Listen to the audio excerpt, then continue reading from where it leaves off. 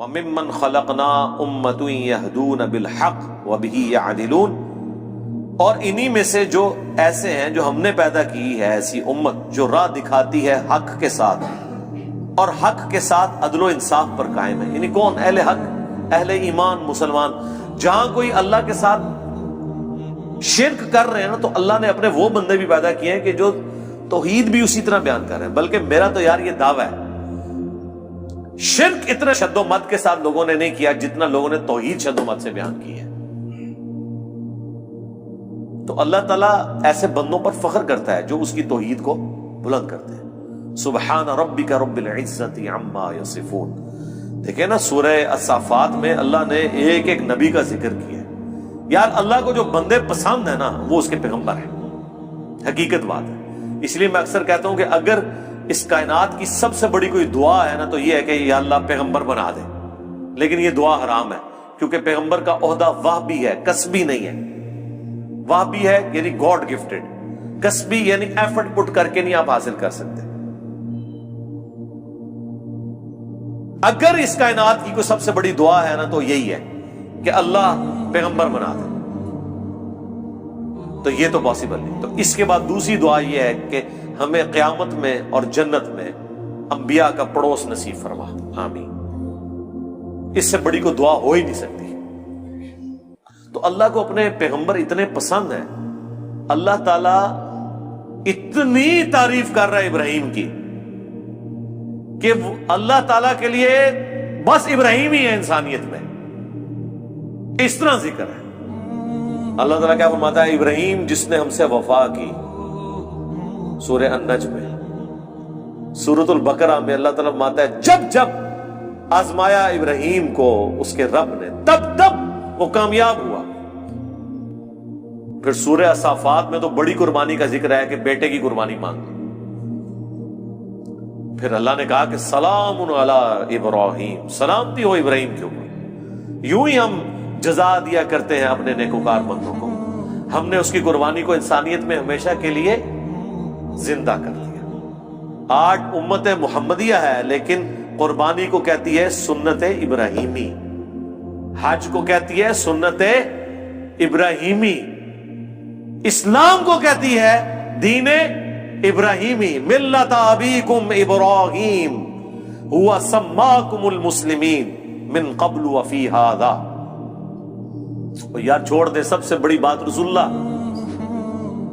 قل اننی ہدانی ربی الی صراط مستقیم. اے نبی تم فرماؤ مجھے تو میرے رب نے سیدھا راستہ دکھا دیا.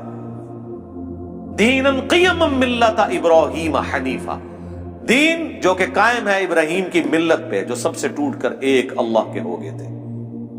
وما کان من المشرکین، وہ مشرک نہیں تھے. پھر سورہ نحل میں اللہ نے فرمایا ابراہیم اکیلے پوری امت تھے، اکیلا پوری امت. یعنی کوانٹٹی کوئی اللہ کے نزدیک اہم نہیں، کوالٹی. بندہ کہتا ہے کہ پتہ نہیں ابراہیم نے کتنے 90 لاکھ کلمہ پڑھایا ہوئے گا. آیا نا داڑ تلے دسو 90 بھی بندے نہ پورے کر سکتے. قرآن میں آیا ایک لوط ایمان لایا ابراہیم پہ، یا چند ان کے گھر والے جو بیوی بچے تھے، دیٹس آل. 10 کی گنتی بھی پوری نہیں ہوتی. اس لیے اللہ نے کہا ابراہیم پوری امت ہے. اللہ کے نزدیک ابراہیم علیہ السلام کی کتنی اہمیت ہے. تو سورہ الصافات میں اللہ نے ابراہیم کی قربانیوں کا ذکر کیا، نوح علیہ السلام کی کہا سلام علی نوح فی العالمین. ٹھیک ہے. موسیٰ اور ہارون کا ذکر کیا، سلام علی موسیٰ و ہارون. ٹھیک ہے. اور پھر اللہ تعالیٰ نے اینڈ پہ جا کے کنکلوڈ کیا سورہ الصافات میں تمام انبیاء پہ الگ الگ ذکر کر کے ان پہ سلامتیاں بھیج کے اینڈ پہ اللہ نے کہا سبحان ربک رب العزت عما یصفون. تیرا رب پاک ہے ہر اس شرک کی برائی سے جو لوگ اس کی طرف منسوب کرتے ہیں. کسی کو یہ ٹینشن نہ ہو جائے کہ اگر اللہ کے ساتھ کوئی شرک کرتا ہے یا اللہ کے لیے برے نام رکھتا ہے یا مخلوقات میں سے کسی کو اللہ کے برابر ٹھہراتا ہے تو اللہ کو کوئی ٹینشن ہو گئی ہے.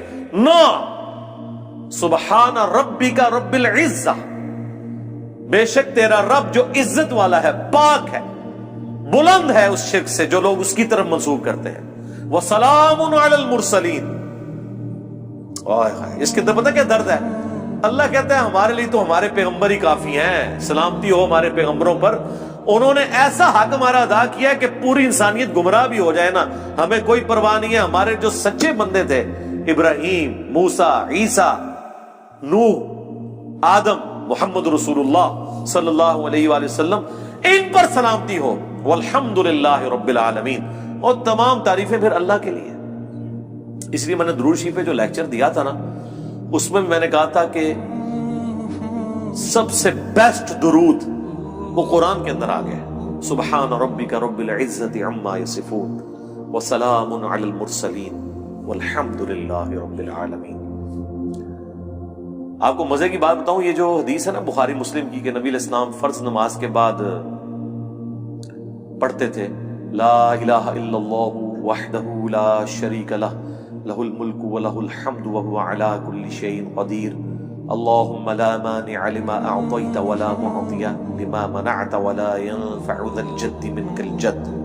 بخاری مسلم میں تو اتنی یہ دعا آتی ہے، جو حضرت معاویہ نے خط لکھا تھا تو مغیرہ ابن شعبہ نے یہ وظیفہ بتایا تھا ان کو کہ اللہ کے نبی فرض کی نماز کے بعد یہ پڑھا کرتے تھے۔ لیکن ترمذی میں جب یہ حدیث آتی ہے نا، اس کے ساتھ یہ الفاظ بھی ہیں کہ اس کے بعد حضور پڑھتے تھے سبحان ربک رب العزت عما یصفون وسلام علی المرسلین والحمد للہ رب العالمین۔ یہ قرآن کی جناب فیورٹ ترین آیات ہے۔ مجھے آج بھی یاد ہے، میں 2007 میں حج کیا، تو 2007 کے اندر 2 حج آئے تھے، ایک جنوری کے مہینے میں اور ایک دسمبر میں، 18 دسمبر کو آیا تھا۔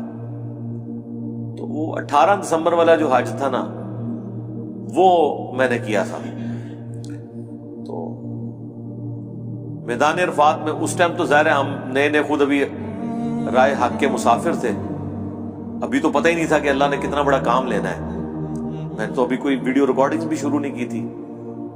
تو میدان عرفات میں مجھے آج بھی یاد ہے، میں جب دعائیں کر رہا تھا نا، تو مجھے ایک چیز جو میرے دل میں غم کے طور پہ تھی کہ دنیا کتنی شرک میں ڈوبی ہوئی ہے، اور پیغمبر دنیا میں آتے ہیں، کوشش کرتے ہیں، فٹ فٹ کر کے چلے جاتے ہیں، لیکن پھر بھی ہدایت جن کی نصیب میں وہ حاصل کرتے ہیں جو ایفرٹ پٹ کر رہے ہوتے ہیں۔ تو اللہ تعالیٰ نے اتنی بڑی کائنات بنائی، اتنی مخلوقات پیدا کی، لیکن اینڈ رزلٹ یہ نکلا ہے۔ دنیاوی طور پہ تو ہم اسے ناکامی سمجھ رہے ہیں نا کہ اتنے بندے پیدا کیے ہیں تے وچوں جڑے کام دے بندے نے وہ چند ہی کی نکلے نے، باقی تو سارے فارغ ہو گئے۔ ٹھیک ہے، تو اب دنیاوی اعتبار سے تو ہم شاید اسے کریٹر کی کمزوری سمجھ رہے ہیں، لیکن اللہ تو بے پرواہ ہے، اللہ کو تو کوئی فرق نہیں پڑتا، سارے جہنم میں چلے جائیں، سارے جنت میں چلے جائیں، اللہ کو کوئی پرواہ نہیں۔ تو اس کے اوپر میں بہت زیادہ ایمفسائز کر رہا تھا اور میں بڑا پریشان تھا۔ تو اس وقت اچانک جو ہے نا اللہ تعالیٰ انسان کو چیز یاد دلواتا ہے نا، تو مجھے اللہ تعالیٰ نے میرے دماغ میں، میرے دل میں یہ چیز ڈالی کہ سبحان ربک رب العزت عما یصفون، تمہارا رب پاک ہے جو عزت والا ہے ہر اس شخص کی برائی سے جو اس کے ساتھ شرک کو منسوب کرتا ہے، وسلام علی المرسلین، رسول ہی کافی ہیں۔ ویسے تو اللہ رسولوں کی عبادت کا بھی محتاج نہیں ہے، لیکن اگر اللہ تعالیٰ نے مخلوقات میں پیدا کیا ہے تو وہ رسولوں نے ایسا بیسٹ پرفارم کیا ہے کہ اللہ کہتا ہے ہمارے رسول ہمیں کافی ہیں، والحمدللہ رب العالمین، تعریفیں تو ساری اللہ کے لیے۔ تو میں نے پھر اس وظیفے کو ہمیشہ حرز جان بنا کے رکھا ہے۔ میں ہمیشہ کوشش کرتا ہوں کہ میں اپنی ہر نماز کی پہلی رکعت میں یہ سورہ فاتحہ کے بعد پڑھوں، سبحان ربک رب العزت عما یصفون وسلام علی المرسلین والحمدللہ رب العالمین۔ میں نہیں سمجھتا کہ اس سے بیسٹ الفاظ میں آپ اپنے رب کی طرف رجوع لا سکتے ہیں۔ ساری گمراہیاں، سارے شرک اللہ کو کوئی نقصان نہیں پہنچا سکتے۔